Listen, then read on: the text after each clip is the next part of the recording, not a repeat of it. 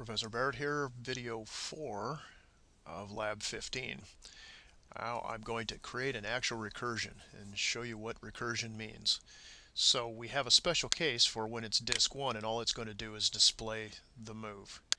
In our else, and if we do the recursion correctly, we'll never have a 0. When it hits 1, it falls out of the program and never goes again. So recursion is like a loop. It's just a different way of doing a loop. In a for loop, you count how many times you've got. In a while loop, it runs until some condition is met, or not met, is the case where. All right, so to cause a recursion, we're going to cleverly create a new object. So when we instantiate the class again, create a new object, it's going to call the constructor. There's the constructor. So it's essentially calling itself. Now we need to put in the right parameters here. So we've got the h, wind, list box, we got iDisks, and, which I will explain later, we've got from, the from value, the to value, and the aux. Now that order is extremely important, but I'm not going to explain that right now. Okay, so this is going to call the constructor, and the constructor is going to look at how many disks, and if it's 1, it'll finish. If it's not 1, it's going to go fall back in here and call the constructor again. Well, that's a recursion. Now let me run the program.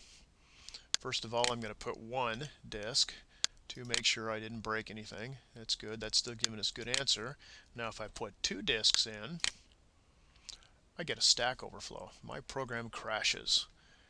Well, Mark, that's not very good recursion. That's correct, it is not. That's because if disks is equal to 2, then I'm restarting again with 2 disks. It comes down here and says disks is equal to 2, starts over again, comes down here, disks is equal to 2.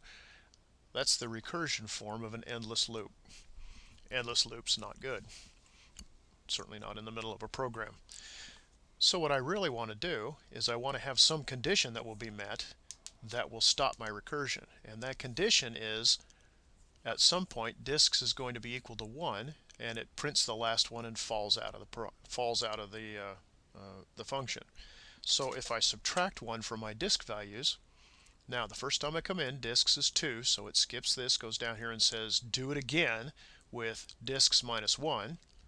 So it comes back up here and it says it's 1 disk, and falls into this section which displays, skips that, and then goes back to this call, this recursion, and finishes this other half of the else and falls off the end of the program. So let's test that and see if that makes a little bit of sense here. 1 is not affected, it still works. 2 does indeed finish the program, but it changes our information. Our information is erroneous, so we're not done with the else clause yet. But it does finish. So that means we go through the constructor twice.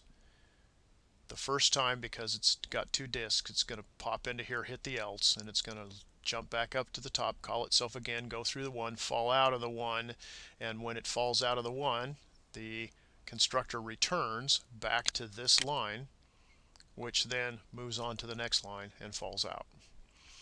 Alright, so in the next video I'm going to put a message behind this so we can see what's going on.